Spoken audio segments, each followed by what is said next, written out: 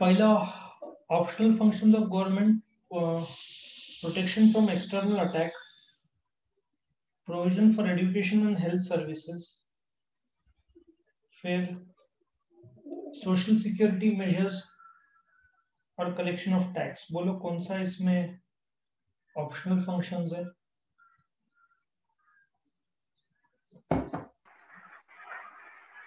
सब B and C. Protection from external attack तो सीधी बात है, ये तो गवर्नमेंट को कंपलसरी करना ही पड़ेगा, सो ए नहीं है। ठीक है, टैक्स तो गवर्नमेंट को करना ही पड़ेगा देखा जाए तो।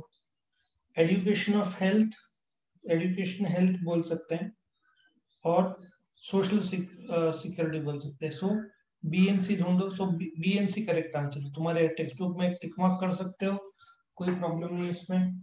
ठीक है, सो पहले का आंसर बी एन सी है। नेक्स्ट क्या दिया हुआ है इन लोगों ने? ऑब्लिगेटरी फंक्शंस ऑफ गवर्नमेंट क्या है?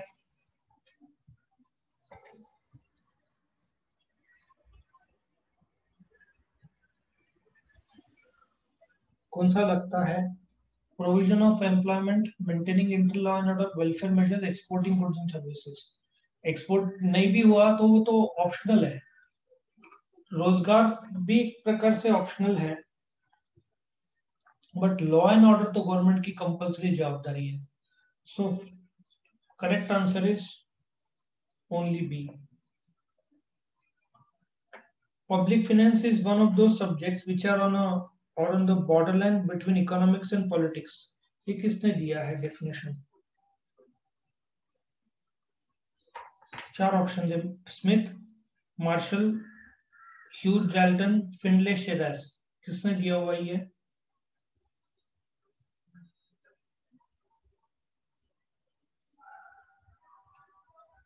बोलो। Correct answer is C. फिर non tax source of revenue क्या है?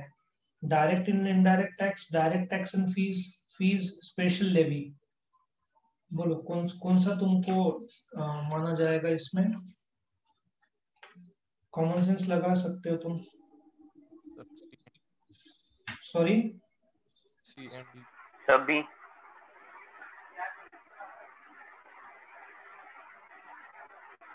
वीडियो ऑफ करो, म्यूट करो। कहाँ गया ये रहा? डायरेक्ट इनडायरेक्ट टैक्स तो टैक्स है, नॉन टैक्स की बात करें। डायरेक्ट टैक्स तो टैक्स है तो छोड़ दो। फीस नॉन टैक्स है, स्पेशल लेवी नॉन टैक्स है, so C and D. So fourth is the correct answer. Next, trends shown by public expenditure of any government should follow trend: constant, increasing, decreasing, fluctuating। बोलो क्या है? Common sense है इसमें। Sir B. बोलो। Increasing. सभी increasing. Increasing, आजकल का trend है इंक्रीजिंग। सो इंक्रीजिंग का ट्रेंड अभी दिखता है आजकल। Identify the right group of pairs from the given options. Direct tax, indirect tax. अभी एक आइडिया बताता हूँ कैसे आइडेंटिफाई करने का इसको। Direct tax personal income tax है, इनडायरेक्ट टैक्स जीएसटी है, बराबर है। सो 1D और 2C, जहां पे ये देखो इसको मैंने सर्कल कर दिया। एक मिनट, इसको यहां से लेता हूं और तुमको बताता हूं कैसे दिमाग लगाने का। अभी direct tax personal income tax है, इनडायरेक्ट टैक्स जीएसटी है। सो 1D में ये एक है, ठीक है, और ये एक है, मतलब आंसर ए और डी में से है। इनडायरेक्ट टैक्स जीएसटी है। 2C है, मतलब अभी भी दोनों रेस में। Fees and tax non tax revenue है 3A। ये 3B ये कट गया, 3 मतलब करेक्ट आंसर इज क्या? सी। समझ में आया कैसे ट्रैक किया मैंने इसको? Yes sir.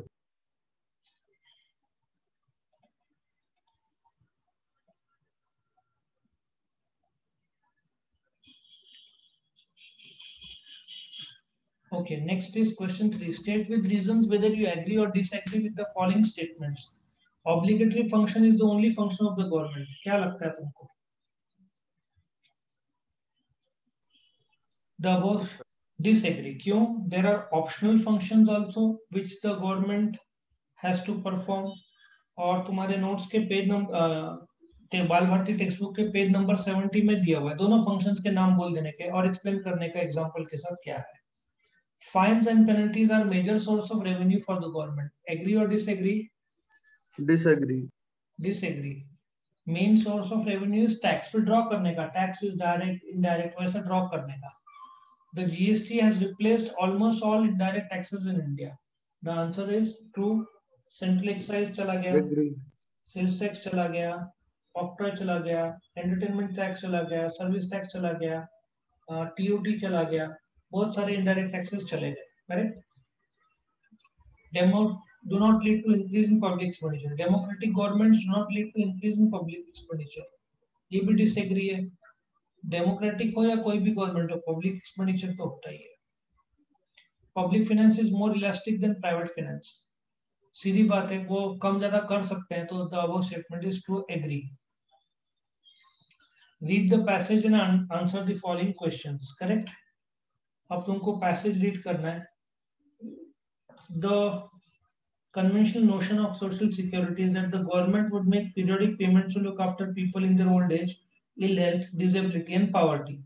The idea should itself change from writing a check for the beneficiary to institutional arrangements to care for beneficiaries, including enabling them to look after themselves to a large extent.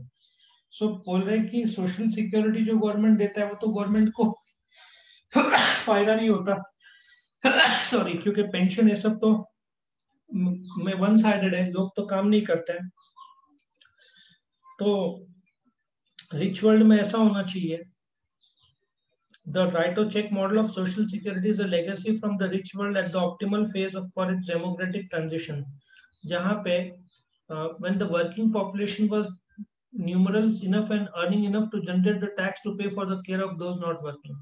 The model is ill suited for less well-off India with growing life expectancy, increasing urbanization, and resultant migration. Social security under urbanization will be different from social security in a static society. तो ये बोल रहे हैं state the conventional notions of social security. क्या करोगे तुम लोग? Social security के conventional notion देखो, पहले दो लाइन में दिया हुआ है. क्या दिया हुआ है? पढ़ो और बोलो. क्या दिया हुआ है? बोलो.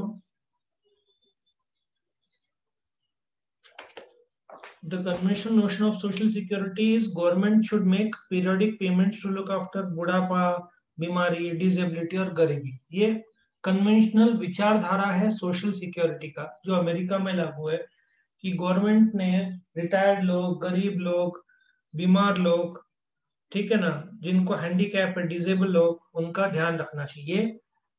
कन्वेंशनल मतलब सब ये मानते हैं. दूसरा, what kind of conceptual change is suggested in the given paragraph? conceptual change ऐसा है कि जो टैक्स पे करने वाली जनता है उन्होंने ख्याल रखना चाहिए उस जनता का जो गरीब है, जो खुद का ख्याल नहीं रख सकती. मतलब गवर्नमेंट से ऐसा बोल दिया है कि वर्किंग पॉपुलेशन जो कमाती है उसकी जवाबदारी है करनी होना चाहिए. मतलब वर्किंग पॉपुलेशन जो कमाती है उसने जो कमाती नहीं उसका ध्यान रखना चाहिए, ऐसा थिंकिंग है. What is the legacy of social security from the rich world? Rich world में डेमोग्राफिक जो बदलाव आ रहा है, जहां पे वर्किंग पॉपुलेशन ध्यान रखता है, टैक्सेस पे करता है, और उस टैक्सेस से जो गरीब लोग, मतलब देखा जाए तो तुम्हारा टैक्स का ऐसे सोचो 1-2% एक्स्ट्रा ऐड किया जा रहा है. जैसे तुमको एक एग्जांपल लेता हूँ, अपना एजुकेशन सेस होता है. एजुकेशन सेस गवर्नमेंट करीबन 4% लगाता है. मतलब तुम्हारा 100 रुपए टैक्स आया तो तुमको 4 रुपया ऊपर का देना पड़ता है सेस का.